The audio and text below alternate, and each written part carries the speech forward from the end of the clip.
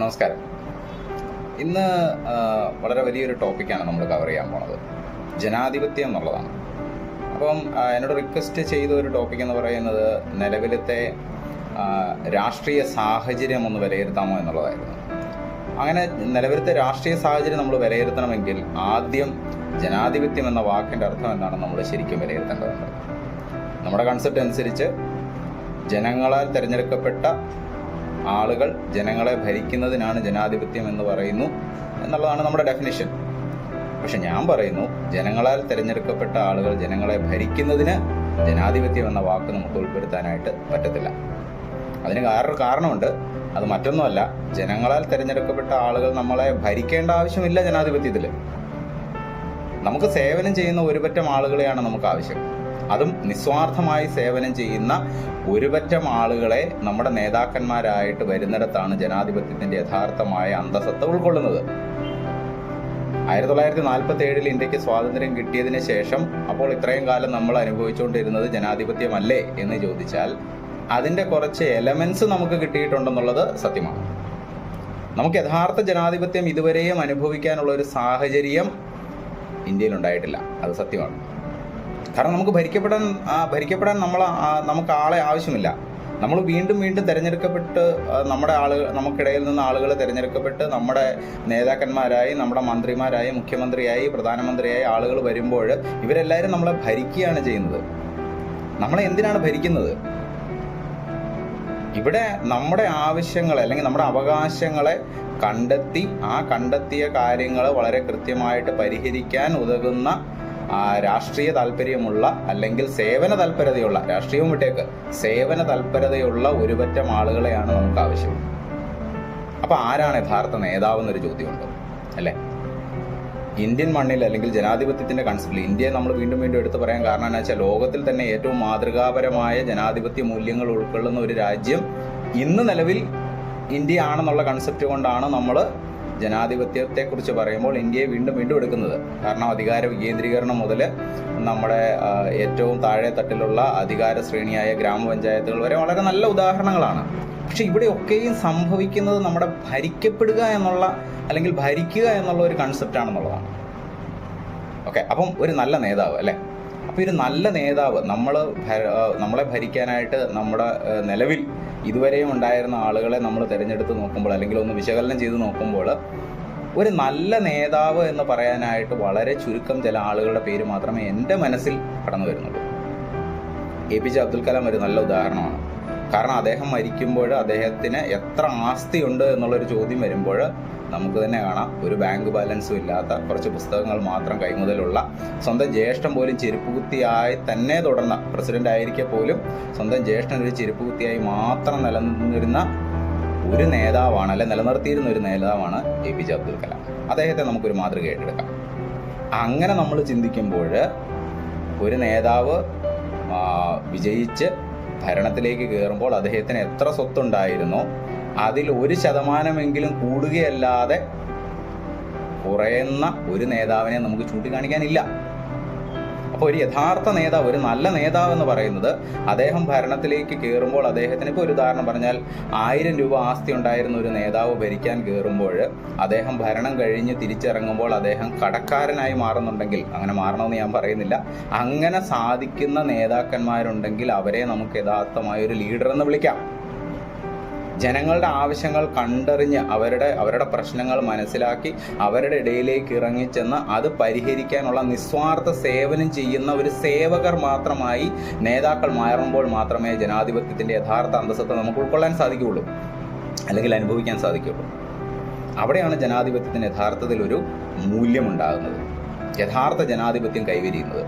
അപ്പം നിസ്വാർത്ഥരായ സേവകരാകണം നേതാക്കന്മാര്. ഇന്നിവിടെ നമ്മൾ കാണുന്ന X or Y or Z ആരും ആയിക്കോട്ടെ, എല്ലാ രാഷ്ട്രീയ പ്രവർത്തകരെയും നമുക്ക് അത്തരത്തിലൊരു നേതാക്കന്മാരെ തിരഞ്ഞെടുക്കാൻ നമുക്ക് സാധിക്കാതെ വരും, ചൂണ്ടിക്കാണിക്കാൻ സാധിക്കാതെ വരും. അപ്പോൾ ജനാധിപത്യത്തിൻ്റെ മൂല്യം അവിടെ നഷ്ടപ്പെടുകയാണ്. നമ്മളൊരു സർക്കാർ ഓഫീസിലേക്ക് കയറി ചെന്നിട്ട്, ഉദാഹരണം, നമ്മളൊരു സർക്കാർ ഓഫീസിലേക്ക് കയറി ചെന്നാൽ ഇപ്പോഴും അപേക്ഷ എഴുതുകയും സാറെന്ന് വിളിക്കുകയും നമ്മുടെ കാര്യങ്ങൾക്ക് വേണ്ടി നിരന്തരം കയറി ഇറങ്ങുകയും ചെയ്യേണ്ടി വരുന്ന ഒരു സാഹചര്യം ഇന്ന് നിലവിലുണ്ടെങ്കിൽ നമ്മളെങ്ങനെയാണ് ജനാധിപത്യത്തിൻ്റെ ആ ഒരു യഥാർത്ഥ മാധുര്യം നുകർന്നു എന്ന് നമുക്ക് പറയാൻ സാധിക്കാം? നമുക്ക് കഴിയില്ല. അപ്പം അത്തരം ആളുകളെ നമ്മൾ മാറ്റി നിർത്തണം. അത് നമ്മുടെ ഉത്തരവാദിത്വമാണ്. ഈ പുതിയ തലമുറയിൽപ്പെട്ട ആളുകൾക്ക് അല്ലെങ്കിൽ യുവാക്കൾക്ക് രാഷ്ട്രീയത്തോട് താല്പര്യമില്ലാതെ വരുന്നു, ജനാധിപത്യം എന്ന് പറയുന്ന കൺസെപ്റ്റിനോട് താല്പര്യമില്ലാതെ വരുന്നതിൻ്റെ കാരണവും ഇത് തന്നെയാണ്. വീണ്ടും വീണ്ടും നമ്മൾ തിരഞ്ഞെടുത്ത് വിടുന്ന ആളുകൾ നമ്മളെ ഭരിക്കുകയും ഒരു രാജാവിന് തുല്യമായിട്ട് അവർ കടന്നു പോവുകയും ചെയ്യുമ്പോൾ പണ്ടത്തെ നമ്മൾ വളരെ നമ്മൾ വളരെ നിസ്സാരമായിട്ട് പറഞ്ഞാൽ നമ്മൾ രാജഭരണത്തിലേക്ക് തിരിച്ചു പോകാൻ കൊതിക്കുന്ന ഒരു തലമുറയെ നമ്മൾ കാണുന്നുണ്ട് ഇവിടെ. അവർ പറയുന്നത് നമുക്ക് എന്തിനാണിത്, നമുക്ക് ഇതിലും ഭേദം രാജഭരണമായിരുന്നു എന്ന് ചോദിക്കുന്ന പല ആളുകളെ എനിക്കറിയാം. അത്തരം ചോദ്യങ്ങൾ ഞാൻ നേരിട്ടിട്ടുണ്ട്. അപ്പം അവിടെയാണ് ജനാധിപത്യത്തിന് വ്യത്യാസം ഉണ്ടാവാതെ വരുന്നത്. ഇപ്പം ജനാധിപത്യം വ്യത്യാസപ്പെടുന്നത് നമുക്ക് തോന്നണം, അല്ലെങ്കിൽ നമുക്കത് ഫീൽ ചെയ്യണം. ജനാധിപത്യത്തിൻ്റെ യഥാർത്ഥ മൂല്യം ജനങ്ങളാണ് ഇവിടെ പരമപ്രധാനമെന്ന് നമുക്ക് തോന്നണം. അത്തരം തോന്നലുകൾ ഇല്ലാതെ വരുമ്പോഴാണ് ജനാധിപത്യത്തിൻ്റെ മൂല്യം നഷ്ടപ്പെട്ടു എന്ന് നമ്മൾ പറയേണ്ടി വരുന്നത്. ഇപ്പം ഒരു ഇലക്ഷൻ വരുന്നുണ്ട്, അല്ലെങ്കിൽ പല ഇലക്ഷനുകളും നമ്മൾ കണ്ടു കഴിഞ്ഞു. എങ്ങനെയാണ് ഈ ഇലക്ഷനിൽ വാക്പോര് നടക്കുന്നതെന്ന് ശ്രദ്ധിച്ചാൽ മതി. ഇപ്പോൾ ഒരു പൊളിറ്റിക്കൽ പാർട്ടി വന്ന് പറയുകയാണ് ഞങ്ങൾ ഇത്തരം കാര്യങ്ങളെല്ലാം ചെയ്തു, നിങ്ങളിത് ചെയ്തില്ലേ എന്ന് ചോദിക്കുമ്പോൾ അവിടുന്ന് തിരിച്ചു കിട്ടുന്ന മറുപടി നിങ്ങളുടെ കാലത്തും അത് സംഭവിച്ചിട്ടുണ്ടല്ലോ എന്നുള്ളതാണ്. അല്ലാതെ ഞങ്ങളത് ചെയ്തില്ല, അല്ലെങ്കിൽ ഞങ്ങൾ അത്തരം കാര്യങ്ങൾ ചെയ്തിട്ടില്ല എന്ന് പറയാനുള്ള ഒരു മാനസികാവസ്ഥ അവർക്കില്ല. കാരണം അവരുടെ കാലത്തും അത് സംഭവിച്ചിട്ടുണ്ട്. ഇപ്പോൾ നമ്മളിവിടുന്ന് LDF സർക്കാരിനെ തിരഞ്ഞെടുപ്പ് വിട്ടു, അവർ കുറച്ച് കാര്യങ്ങൾ നമുക്ക് വേണ്ടി ചെയ്തു, അതിൽ കൂടുതൽ തെറ്റായ കാര്യങ്ങൾ നമുക്ക് ചിലപ്പോൾ ചെയ്തിട്ടുണ്ടാവാം. അപ്പം നമ്മുടെ കോൺഗ്രസ്സുകാർ വരുന്നു, അവർ പറയുന്നു നിങ്ങൾ കുറേ തെറ്റായ കാര്യങ്ങൾ ചെയ്തു, അപ്പോൾ അവർ ശരി മാത്രമാണോ ചെയ്തത്? അല്ല. അവിടെ ബദലായിട്ട് വരുന്ന BJPയോ ഒരു വ്യത്യാസവുമില്ല. അപ്പോൾ ഏത് രാഷ്ട്രീയ പാർട്ടി ആയാലും ഇവർക്കിടയിൽ നിസ്വാർത്ഥരായ നേതാക്കളെ കണ്ടെത്തുന്നിടത്താണ് ജനങ്ങൾ ജനാധിപത്യത്തെ തിരിച്ചറിഞ്ഞു എന്ന് പറയുന്നത്. അപ്പോൾ യഥാർത്ഥ രാഷ്ട്രീയത്തെ വിശകലനം ചെയ്യണമെങ്കിൽ ജനാധിപത്യം എന്ന് പറയുന്ന ആശയത്തിൻ്റെ മൂല്യത്തെ, അല്ലെങ്കിൽ അതിൻ്റെ ആ ഒരു പ്രതിഫലനത്തെ നമ്മൾ മനസ്സിലാക്കേണ്ടിയിരിക്കുന്നു. ഇത് മനസ്സിലാക്കാതെ വരുന്നിടത്ത്, ഇത് പറഞ്ഞു കൊടുക്കാൻ കഴിയാതെ വരുന്നിടത്ത് നമ്മുടെ വിദ്യാഭ്യാസ മേഖലയും രാഷ്ട്രീയ മേഖലയും ജനാധിപത്യ മൂല്യവും ഒക്കെ തകർക്കപ്പെടുകയാണ്. 47 ഇന്ത്യക്ക് സ്വാതന്ത്ര്യം കിട്ടുന്ന സമയത്ത് അതിന് മുന്നോടിയായിട്ട് നമുക്ക് നിഷേധിക്കപ്പെട്ട അവകാശങ്ങളെക്കുറിച്ച് കൃത്യമായ ബോധ്യമുണ്ടായിരുന്ന കുറേ നേതാക്കന്മാരുണ്ടായിരുന്നത് കൊണ്ടാണ് ഇത്തരം കാഴ്ചപ്പാടുകളൊന്നുമല്ല നമുക്ക് വേണ്ടത്, നമുക്ക് വേണ്ടത് ജനാധിപത്യമാണെന്നുള്ളൊരു തിരിച്ചറിവ് അവർക്കുണ്ടാകുന്നത്. ലോകത്തിൽ നമുക്ക് പലയിടത്തും ശ്രദ്ധിക്കാം, അത് ഫ്രഞ്ച് റവല്യൂഷൻ ആയാലും റഷ്യൻ റവല്യൂഷൻ ആയാലും അമേരിക്കൻ വിപ്ലവമായാലും ഇതിലെല്ലാം നമ്മൾ കണ്ടിരുന്ന നിലവിലുണ്ടായിരുന്ന ഭരണ സംവിധാനങ്ങളെല്ലാം തുടച്ചു നീക്കിക്കൊണ്ട് പുതിയൊരു സിസ്റ്റത്തെ കൊണ്ടുവരികയായിരുന്നു. അപ്പോൾ ഇനിയും ജനാധിപത്യത്തിന് നവീകരണം ആവശ്യമാണ്. ആ നവീകരണം നമ്മൾ വീണ്ടും വീണ്ടും നടത്തിയില്ലെങ്കിൽ, അത്തരം കൺസെപ്റ്റുകൾ വന്നില്ല എന്നുണ്ടെങ്കിൽ ജനാധിപത്യത്തിൻ്റെ ആ യഥാർത്ഥ മൂല്യം നമുക്ക് കിട്ടില്ല.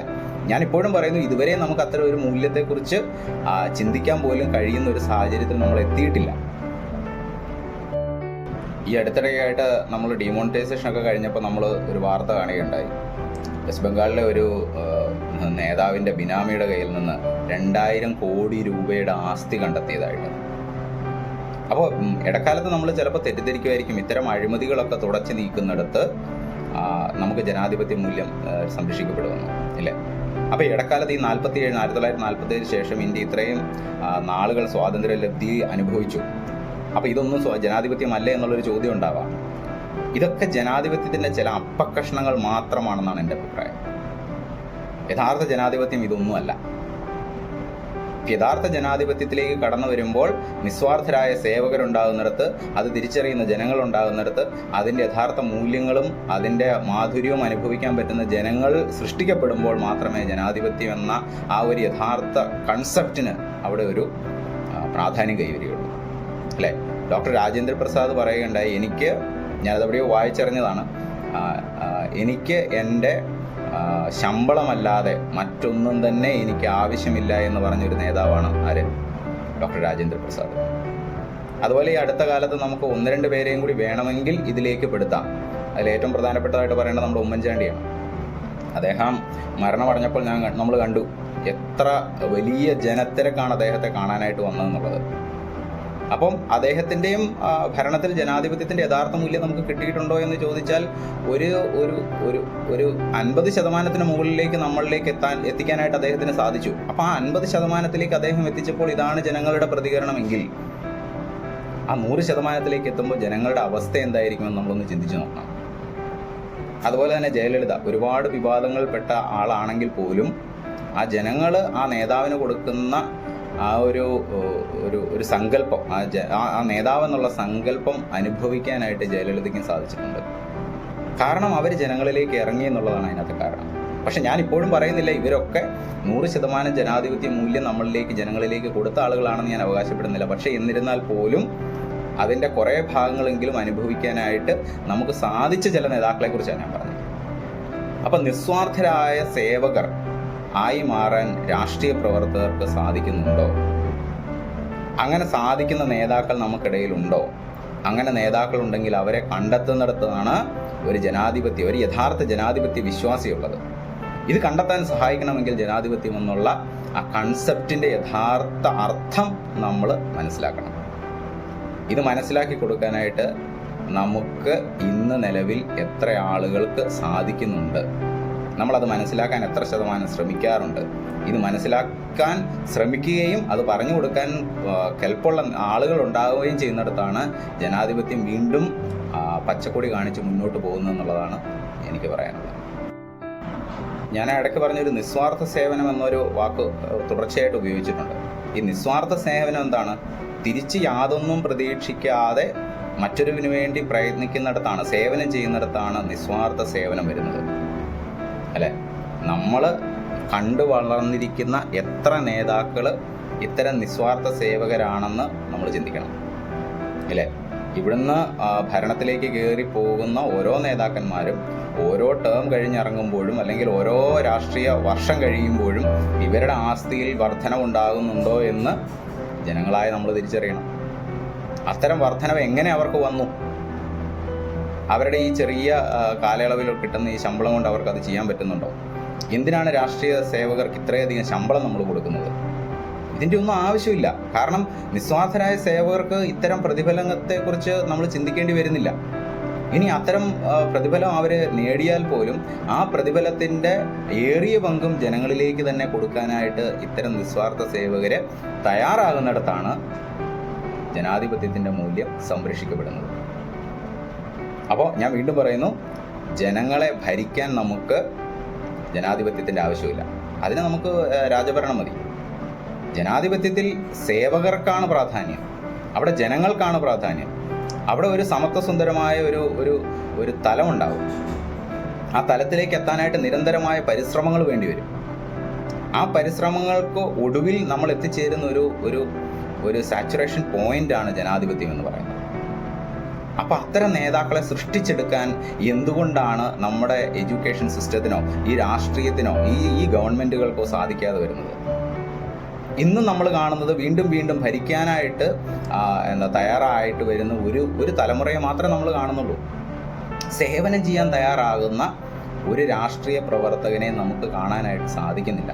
അപ്പം നിസ്വാർത്ഥ സേവനം എന്ന് പറയുന്നത് യാതൊരു പ്രതിഫലേച്ഛയുമില്ലാതെ നമുക്ക് വേണ്ടി സേവനം ചെയ്യാൻ തയ്യാറാകുന്ന ഒരു പറ്റം നേതാക്കൾ, അവരെ വേണം നമുക്ക് സൃഷ്ടിച്ചെടുക്കാൻ. അല്ലെങ്കിൽ അത്തരം ആളുകളെ തെരഞ്ഞു കണ്ടുപിടിക്കുക എന്നുള്ളതാണ് ജനാധിപത്യ വിശ്വാസികൾ ചെയ്യേണ്ടത്. ജനാധിപത്യത്തിൽ മറ്റു പല നൂതനമായ ആശയങ്ങളും വരേണ്ട ഒരു സാഹചര്യം കഴിഞ്ഞു.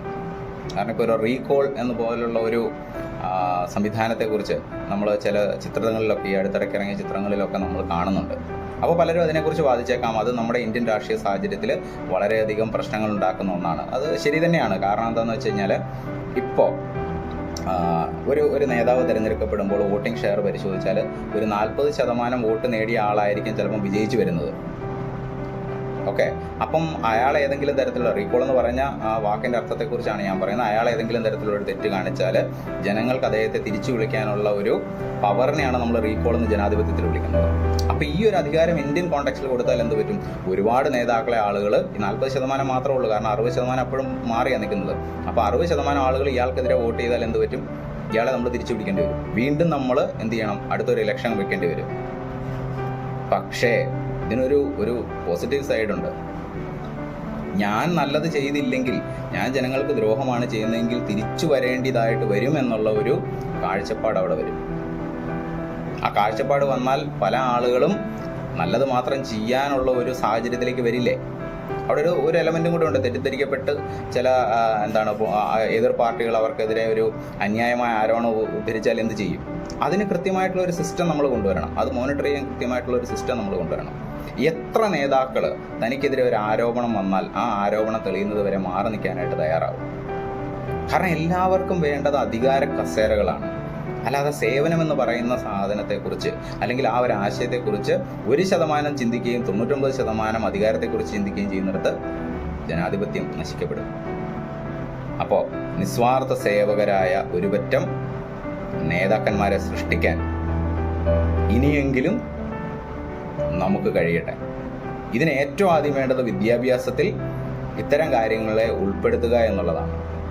അത് പറഞ്ഞു കൊടുക്കാൻ തക്കതായ ശേഷിയുള്ള ചിന്താധാരയുള്ള അധ്യാപകരെ സൃഷ്ടിക്കുക എന്നുള്ളതാണ്.